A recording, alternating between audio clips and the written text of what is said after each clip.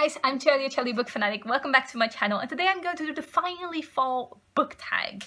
And I know it is like the middle of November and it's like almost winter, but I thought this tag was pretty fun and why not do it? It is still fall at least. The first prompt is, in fall the air is crisp and clear, a book with a vivid setting. And I chose a book that I haven't talked about in so long, or maybe ever besides the TBR and the wrap-up I mentioned it in, and that is Ender's Game by Orson Scott Card. I only read the first book in the Ender series, but I thought it was so much fun. If you don't know about it, it is a series about a guy who gets taken into this space academy and he is really trained to be a captain of this team. And the whole book is basically our main character changing from this young, inexperienced guy to this well-taught leader. And I thought that was so interesting.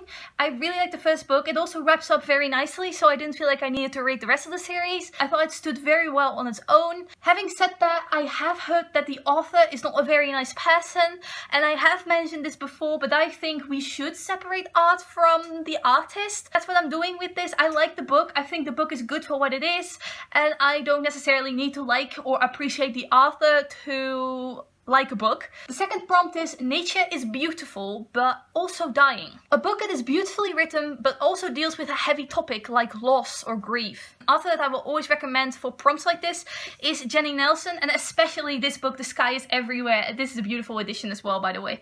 And I absolutely love this book. This is one of my favorite books of all time.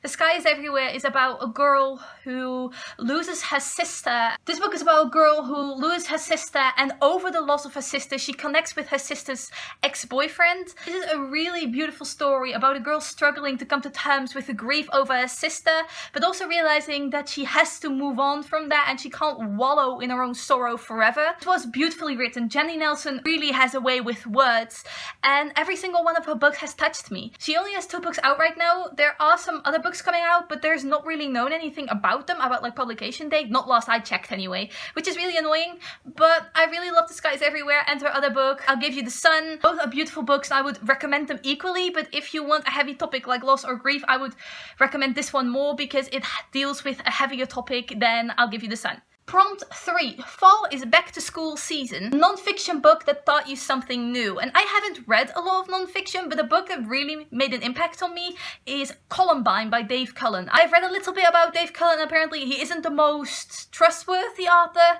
on this topic, but I really enjoyed the book for what it is. Enjoyed is maybe not the right word. I thought it was fascinating. It is a real-life account of this high school shooting that once took place. It is about the high school shooters, about the victims, about what happened on that fateful day. I didn't know anything about the Columbine high school shooting, and I thought this was super interesting, especially learning about the shooters. And after reading this book, I definitely googled some more about the shooting because I was so endlessly fascinated with it. So this book definitely taught me something new and a little more about the psychology behind it all. Dave Cullen is a journalist, I think, and the book is very much written from that perspective, but I definitely learned something from it. In order to keep warm, it's good to spend time with the people we love. A fictional family, household, or friend group that you'd like to be a part of. For something like this, I will always recommend the entire summer series by CJ Duggan. This is the first new adult series that I really enjoyed, and I'll forever treasure it in my heart. It takes place in Australia. It is about this huge friend group. Every single book follows a different couple within this friend group,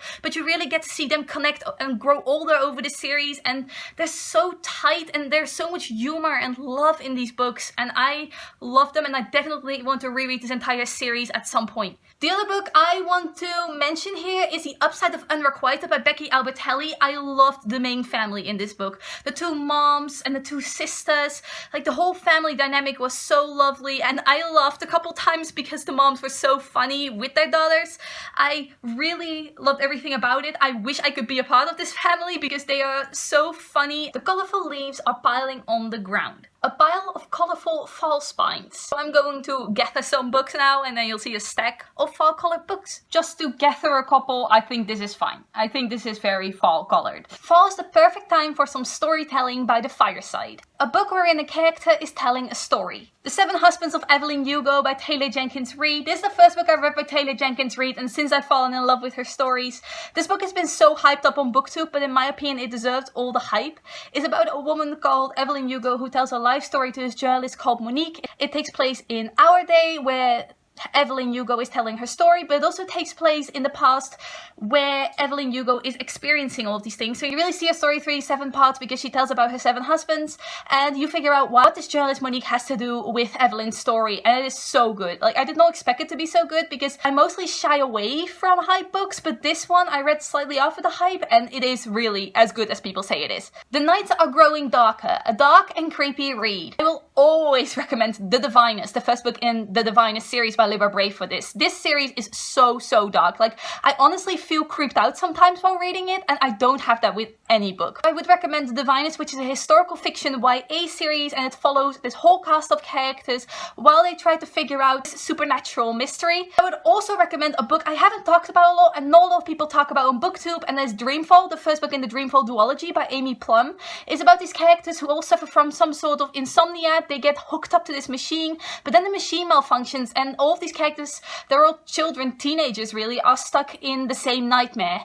And it is really good. It follows different perspectives from the teenagers in the nightmare, but also someone who is with the scientists outside in the laboratory, and it is really good. The days are getting colder. A short and heartwarming read that could warm up anyone's day. Miss Marvel Volume 1, No Normal. Miss Marvel is a superhero comic series about this character called Kamala Khan, who is also Miss Marvel, but she is a teenager who is kind of just like us. She goes to high school, she has friends, she has relationship problems and struggles with her parents, with her religion. She is a Muslim, but besides that, she is also the superhero Miss Marvel, and she has to save the day.